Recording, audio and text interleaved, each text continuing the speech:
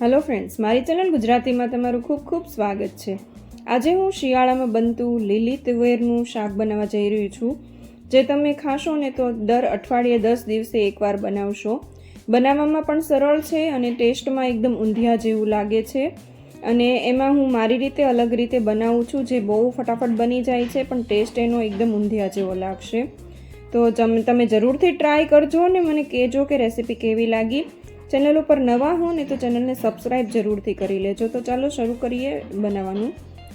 અહીંયા એક મેં બોલ લઈ લીધો છે, એની અંદર હું 1 કપ મેથીના પાન લઉં છું.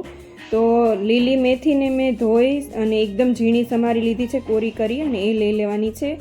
અડધો કપ કોથમીર લીધી છે. 1 ટેબલ સ્પૂન તલ લીધા છે, સફેદ તલ. 1 ટેબલ સ્પૂન આદુ, મરચાં અને લસણની પેસ્ટ લીધી છે. 1 ટીસ્પૂન મીઠું લીધું છે. 1/4 ટીસ્પૂન હિંગ લીધી છે. 1 ટીસ્પૂન લાલ મરચું પાવડર, કેમ કે લીલું મરચું પણ આપણે નાખ્યું છે. 2 ટીસ્પૂન ધાણા જીરું પાવડર. અડધો ટીસ્પૂન હળદર નાખી છે. 1 ટીસ્પૂન ખાંડ નાખી છે. હાફ ટીસ્પૂન ઊંધિયાનો મસાલો અથવા તો કોઈ પણ ગરમ મસાલો નાખવાનો છે. 1 ટેબલ સ્પૂન રવો લીધો છે, એકદમ ઝીણો રવો આવે ને, જેથી મુઠિયા છે ને એકદમ ક્રિસ્પી બનશે. અને આ 1 ચપટી ઈનો નાખવાનો છે આપણે, જેથી મુઠિયા છે એકદમ સરસ રીતે ફૂલી જાય ને સોફ્ટ બને. એની ઉપર આપણે અડધો લીંબુનો રસ નાખી દઈએ એટલે ઈનો છે એક્ટિવેટ થઈ જશે. હવે 1 ટેબલ સ્પૂન તેલ નાખી અને બધું જ પહેલાં આપણે મિક્સ કરી દેવાનું છે હાથેથી સરખી રીતે. એટલે મીઠું એમાં નાખ્યું છે અને ભાજી છે તો એનું પાણી થોડુંક છૂટશે, આવી રીતના હાથેથી ચોળી લઈએ એટલે. અને પછી એની અંદર આપણે બેસન નાખવાનું છે. તો બેસન અહીંયા 2 થી 3 ટેબલ સ્પૂન નાખવાનું છે. 2 ટેબલ સ્પૂન મેં નાખ્યો છે અને જરૂર પડે તો તમે વધારે નાખી શકો છો. મારે 2 ટેબલ સ્પૂન બેસન આરામથી થઈ રહ્યો.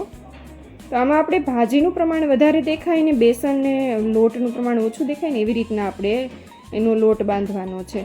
હવે થોડોક તેલવાળો હાથ કરી અને એકદમ ઝીણા ઝીણા આપણે મુઠિયા બનાવી લેવાના છે. તો તમે જોઈ શકો છો એકદમ નાના નાના બનાવ્યા છે, એટલે એક બાઇટમાં એક મુઠ્ઠીઓ આવી જાય ને એવી રીતના. હજી આમાં ઈનો નાખેલો છે ને એટલે તળાશે એટલે થોડોક ફૂલી જશે. તો એ વાતનું ખાસ ધ્યાન રાખવાનું, મુઠિયા એકદમ નાના બનાવવાના. હવે મુઠિયા અહીંયા 2 બેચ થશે ને એટલા તળાય એટલા થશે. તો મેં તેલ મૂકી દીધું હતું કુકરમાં, તો એમાં હું 1 બેચના અડધા મુઠિયા નાખી દઉં છું ને. તળાશે ને ત્યાં આપણે બીજા મુઠિયા પણ બનાવી લેશું. તો એને મીડિયમ ફ્લેમ ઉપર તળાવા દેવાના છે. તો એને હળવા હાથે ફેરવતા ફેરવતા આપણે ગોલ્ડન બ્રાઉન થાય ને ત્યાં સુધી તળી લેવાના છે.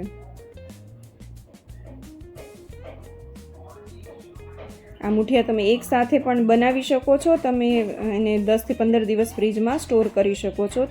તો તમે બીજી વાર શાક બનાવશો ને ત્યારે બહુ જલ્દીથી બની જશે. આ મુઠિયા ગોલ્ડન બ્રાઉન અને ક્રિસ્પી થઈ ગયા છે, તો આપણે એને તેલમાંથી કાઢી લઈએ. અને આમાં બીજી બેચ પણ આપણે એવી જ રીતના તળી લેવાની છે. તો તેલમાં થોડા થોડા મેથીના પાન ગયા છે, જેનો ફ્લેવર શાકમાં બહુ સરસ આવશે. તો આ બેચને પણ ગોલ્ડન બ્રાઉન થાય ત્યાં સુધી આપણે તળી લેવાના છે. અને બહાર કાઢી અને વધારાનું તેલ આપણે અલગ લઈ લેવાનું છે. જોતું હોય એટલું જ તેલ રાખવાનું છે. હવે અહીંયા આપણે ગ્રેવી તૈયાર કરવાની છે. તો મેં 2 કાંદા લીધા છે મિક્સર જારમાં, અને 3 ટમેટાં લીધા છે. એના રફલી આપણે ટુકડા કરી લેવાના છે.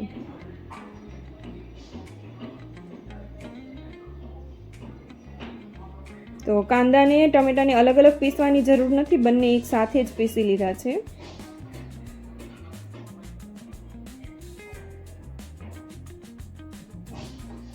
આની મિક્સરમાં પાણી નાખ્યા વગર જ આપણે ગ્રેવી તૈયાર કરી લેવાની છે.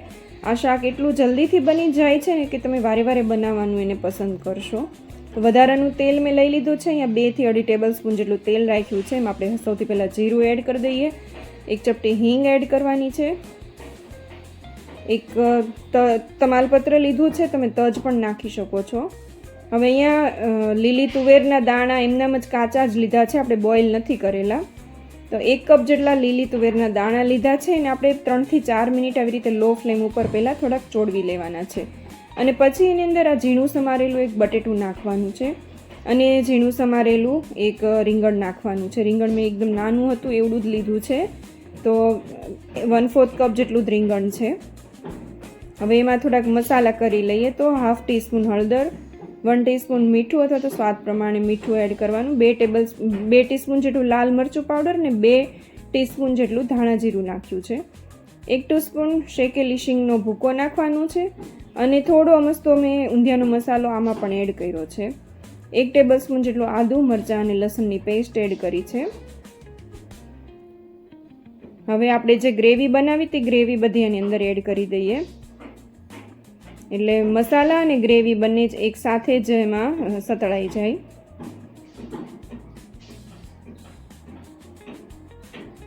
આ બધું મિક્સ કરી અને એને 2 મિનિટ રહેવા દેવાનું છે, ચડવા દેવાનું છે. એમાં મેં થોડીક ખાંડ એડ કરી છે જેથી ટમેટાં અને લીંબુની ખટાશ છે બેલેન્સ થઈ જાય.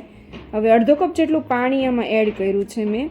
હવે કુકરનું ઢાંકણ બંધ કરી અને મીડિયમ ફ્લેમ ઉપર 2 જ સીટી મારવાની છે. 2 સીટી થાય એટલે તરત જ ગેસ બંધ કરી દેવાનું અને એને ઠંડુ થવા દેવાનું. પછી હવા નીકળી જાય એટલે એને એક વખત ચલાવી લઈએ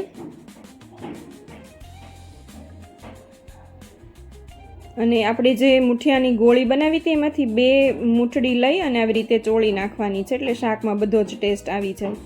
અને બીજી બધી છે આની અંદર ઉપર એડ કરી દેવાની છે. એમાં હું થોડુંક લીલું લસણ એડ કરું છું અને અડધા લીંબુનો રસ એડ કરું છું.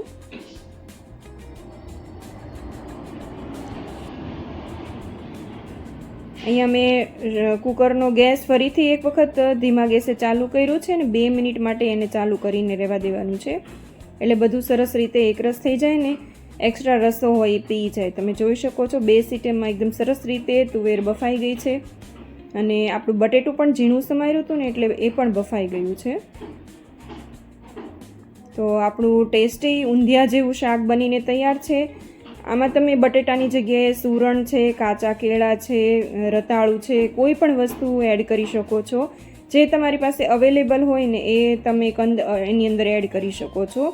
શાક બહુ જ ટેસ્ટી લાગશે, એકદમ ઊંધિયા જેવું જ લાગશે અને તમને વારંવાર બનાવવાનું પણ મન થશે.